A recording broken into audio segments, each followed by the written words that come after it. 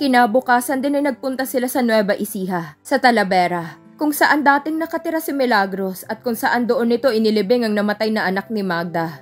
Hindi maialis kay Aling Magda ang hindi umiyak nang makita nitong pinaglibingan ng anak. Tama ang sinabi ni Aling Milagros, binigyan niya ito ng maayos na libing.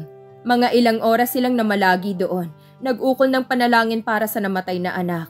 Nang umalis sila sa sementeryo, sinabi ni Raquel kay Aling Milagros na kung maaari ay sumama ito sa kanila sa Maynila. May mga tao pa silang kakausapin, sina Mrs. Garcia at Lemuel. Pumayag si Aling Mila. Gusto niya rin makausap si Mrs. Garcia upang linawin ditong lahat, ang buong katotohanan. Hindi lang sina Raquel at Aling Magdang dapat na makaalam. Kung kakailanganin mas higit si Rosario Garcia. Tamang-tama ang dating nila. Naroon si Lemuel at hindi nila inabutan si Mrs. Garcia. Si Aling Magdang lumapit kay Aling Mila.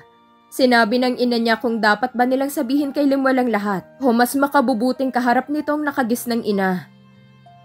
Bukas pang dating ni Mami mula sa Bacolod, inaasikaso nilang tungkol sa pagpapakasal namin ni Myrna. Malungkot na wika nito. May mahalaga kaming sadya sa'yo, Lemuel, at kay Rosario, ani ni Aling Magda. Pero si Lemuel hindi maalis ang tingin kay Aling Mila at saka titingin kay Raquel. Kapag nagtatama ang mata nila ni Lemuel, parang gusto na niyang sabihin kay Lemuel ang buong katotohanan. Ngunit ayaw niyang pangunahan ang kanyang nanay at si Aling Mila. Si Milagros nga pala. Pakilala ni Aling Magda kay Lemuel. Hindi agad nakapagsalita si Lemuel. Nakatingin pa rin kay Aling Milagros. Ang taong matagal na nilang hinahanap. Ito pang pumunta sa kanilang pamamahay. Kayo si... Ako nga, nakangiting sabi ni Aling Milagros. Napakatagal na panahon na nga pala. Ang laki-laki mo na, binatang-binata ka na. Gustong maiyak ni Aling Milagros nang lapitan nito si Lemuel at yakapin. Kilala mo ko? Hindi umimik ang binata. Kayo ang pinagbigyan ng mami nang kunin niya ako sa ospital? Titig na titig pa rin si Lemuel sa kausap. Napatingin si Aling Milagros kina Raquel at Aling Magda. Tumango naman si Aling Magda. Ibig sabihin, mas makabubuting ipagtapat na nga naman nila kay Lemuel ang lahat. Hindi na nila kailangang hintayin pa si Rosario. Pumormal si Aling Milagros. May ipagtatapat kami sa'yo, Lemuel. Alam ko na ho, sabi naman ng lalaki. Na si Aling... Inay Magda, ang tunay kong ina. Natawa si Aling Milagros. Hindi. Natigilan ang lalaki nang marinig nitong salitang hindi, lalo nang hindi inalis ni Lemuel ang pagkakatingin dito. Anong ibig niyong sabihin? Makinig ka, ani ni Aling Milagros. At nagkwento nga si Aling Milagros kung ano ang kwento nito kay Raquel. Ganoon din ang ikwento nito kay Lemuel. Walang labis, walang kulang. Hindi makapaniwala si Lemuel sa lahat ng naririnig. Iiling-iling ito. Nang matapos ang kwento, parang tulala pa rin si Lemuel. Tapos ay tumatawa. Ang mahinang pagtawa nito ay nauwi sa malakas na halakhak. Tawa ng tawa. Lemuel, si Raquel. Ano bang nangyayari sa'yo? Nagtatakang tanong ni Raquel sa naging reaksyon ng lalaki. Akalain mo, ang gulo ng takbo ng buhay ko. Ang gulo ng buhay ko. Ang gulo ng pagkatao ko. Hindi ko alam kung sino ako. Kung saan ako nagmula. Naiiyak na wika ni Lemuel. Natawa si Raquel kay Lemuel. Nilapitan niya ang lalaki at inalo ito. Hinimas ang likod. Kay Aling Mila ka maniwala, Lemuel. Siyang nakakaalam ng tunay mong pagkatao. Siya lang, Lemuel. Umiiyak pa rin si Lemuel. Tuluyan na itong napayakap kay Raquel. Mahigpit. Nagkatinginan sina Aling Magda at Aling Mila. Nasa isip nila, unti-unti nang nagliliwanag ang lahat. Ang kailangan na lang nilang makausap ay si Rosario Garcia. Kung maniniwala man ito o hindi sa mga isisiwalat ni Aling Magda, nasa kanya ng desisyon. Basta't sina Aling Magda, Raquel at maging si Lemuel, kumbinsidong mga ito sa mga isiniwalat ni Aling Milagros. Si Mimi ang isa sa sinabihan nila ng mga nabunyag na lihim. Tuwang-tuwa syempre ang kaibigan. Isang araw ay pumunta sila sa apartment na dating tinutuluyan ni Raquel. Di tuloy na palang kasal nyo, tanong ni Mimi kay Raquel. Bahagyang nalungkot si Raquel dahil alam niyang nakatakda ng ikasal si Lemuel kay Myrna. Halos 2 linggo na lang simula ngayon, ikakasal na ang mga ito. Hindi ako pakakasal kay Myrna, Mimi, pahayag ni Lemuel. Pareho silang nagulat ni Mimi sa naging pasya ni Lemuel. Magwawala ang mami mo. Tanong ni Raquel sa lalaki. Ayoko namang lalo na ikaw ang mawala sa buhay ko. Natatawang sabi ni Lemuel. Ngayon pang nalaman ko na hindi pala tayo magkapatid. At isa pa, sino ang tatay yung ama ng dinadala mo? Ako naman talagang ama niyan. Hinaplos pa ni Lemuel ang 7 buwan na niyang ipinagbubuntis. Hindi na umimik si Raquel.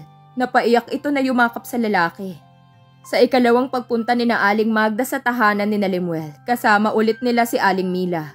Nagtaka pa si Rosario nang makita at mapagsino ang kasama ni na Aling Magda. Mila? Milagros Abad? Nasa mukha ng ina ni Lemuel ang pagkagulat, pagkatuwa. Hindi kasi nito inaasahan na magkikita pa sila ni Aling Mila at bigla itong niyakap.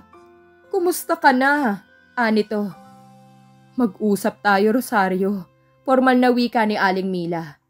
Alam ko na halos ang gusto mong ipaliwanag. Anito na tumingin kina Raquel at Aling Magda. Mas mabuti ngang sa'yo manggaling ang lahat, Mila. Patunayan mo sa kanila na magkapatid nga si na Raquel at Lemuel. Mataray na sagot ni Aling Rosario. Mali, Rosario. Humugot ito ng malalim na hininga.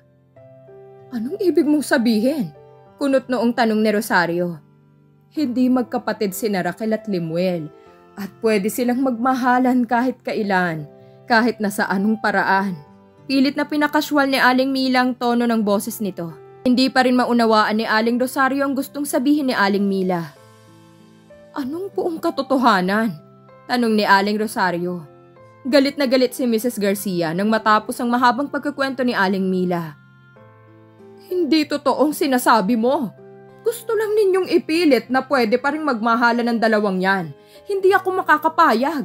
Hindi maaaring pakasal si Lemuel kay Raquel. Hindi! Sigaw nito. Mami, tama na. Ani ni Lemuel sa ina. Anong tama na? Pinalaki kita. Binihisan, binigyan ng pangalan at edukasyon. Tapos ngayon ay susuwayin mo ang gusto ko? Hindi ka pakakasal sa babaeng yan. Kay Mirna ka pakakasal. Kay Raquel ako pakakasal sa ayaw at gusto ninyo. Seryosong wika ni Lemuel. Lalong nag-uulol sa galit si Mrs. Garcia. Sige, gawin mo. Kahit isang kusing, wala kang mamanahin sa akin. Lahat ng karapatan hindi ko ibibigay sa'yo. At kahit ang pangalang ibinigay ko sa'yo ay babawiin ko. Anito na galit at nagsisigaw ito. Yan naman laging ginagawa niyong panakot sa akin. Wala akong mamanahin, aalisan niyo ako ng karapatan at ngayon, sasabihin niyo na pati ang pangalang ibinigay niyo sa akin ay aalisin niyo na rin? Tumaas na rin ang tono ng boses ni Lemuel. Kahit naman kailan ay hindi kayong may karapatan sa akin, hindi kayong naghirap na isilang ako, may pangalan na ako nang ibigay ako ni Tita Mila ko sa inyo. Wala kayong karapatang alisin ang pangalang ito. At hindi na ako interesado sa mga sinasabi niyong mana. Hindi mahalaga sa akin ang salapi niyo. May mas mahalaga pa kaysa sa kayamanan. Ang pagmamahal. Yun ang mahalaga, Mami. Pagmamahal na wala yata kayo. Wala kayong hinangad kundi ang makapaghigante. Sa buong buhay niyo wala na kayong inisip kundi ang gantihan sina Aling Magda at Mang Luis.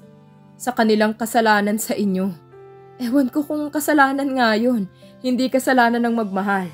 Nalulumong napaiyak si Lemuel. Lahat ng taong naroroon ay hindi nakapagsalita, lalo ng kanyang mami. Mukhang makatotohanan ng sinabi ni Lemuel. Nag-usap-usap sina Aling Magda, Aling Mila at Rosario Garcia sa loob ng 27 taon. Ngayon lang uli sila nagkasama-sama. Nasa terrace ang 3 magkakaibigan sa townhouse ni Lemuel. Kailangang resolbahan natin ang problemang ito, Rose. Rose ang tawag nila kay Rosario Garcia. Siguro ay ganoon na nga ang dapat mangyari, Rose. Ani ni Aling Mila.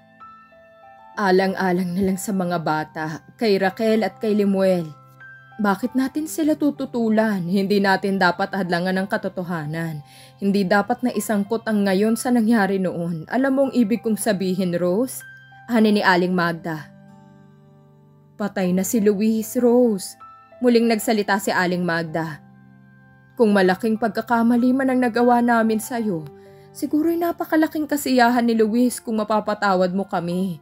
Alam natin, kahit nasan si Luis, kung magbibigay ka lang ng kapatawaran, kung isisilid lang natin sa ating mga pusong salitang pagmamahal, matutuwa siya. Saan man siya naroon. Muling hirit ni Aling Magda. Hindi tayo magkakaroon ng kapanatagan, Rose. Hindi tayo pare-parehong matatahimik kung puot at galit ang paiiralin natin sa mga puso natin. Walang puwang sa marunong magmahal ang paghihigante, Rose. Tulad nga ng sinabi ni Lemuel, hindi kasalanan ng magmahal. Ganoon na nangyari kina Magda at Luis. Paliwanag ni Aling Mila. Pakiramdam ko, hindi nga sila nagkasala. Pag-ibig ang namagitan sa kanila. Ani ni Aling Mila. Lumuluha na si Aling Rosario. Walang sabi-sabing niyakap niya sina Aling Magda at Aling Mila. Matagal silang nagyakap ang tatlo. Sapat ang mga iyak at mga yakap ng mga ito upang malaman at maunawaan ni Raquel at Lemuel na simula sa araw na yon, magkakaroon na ng malaking pagbabagong buhay nila. Lalo na sa kanila ni Lemuel. Hindi man nagsasalita si Mrs. Garcia, alam nila na wala nang puot sa puso nito. May puwang pa rin pala sa pagpapatawad at pagmamahal kay Aling Rosario. Mula sa kinaroroonan ni Lemuel at Raquel, kitang-kita pa rin nila na hindi mapuknat ang pagyayakapan ng tatlong magkakaibigan. Umiiyak at kung minsan ay nagtatawanan ng mga ito, tuwang-tuwa dahil sa kaligayahan.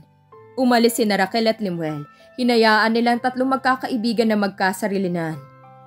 Napakaganda ni Raquel sa damit niyang pangkasal, kahit pa malaki na ang tiyan nito. Cute pa rin siyang tingnan sa busilak niyang kasuotan.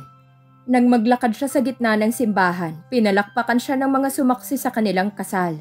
Sinusuklian niya ng ngiti ang mga ito.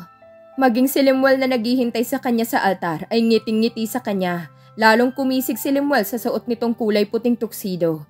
Ang tumayong ama ni Lemuel ay ang kapatid ni Mrs. Garcia. Nangiabot ng kapatid ni Aling Magda si Raquel sa kamay ni Lemuel. Halos pabulong na sinabi ni Aling Magda sa lalaki na ingatan mo ang anak ko, Lemuel. Napangiti si Lemuel. Ibig sabihin, mamahalin niya talaga si Raquel kahit kailan.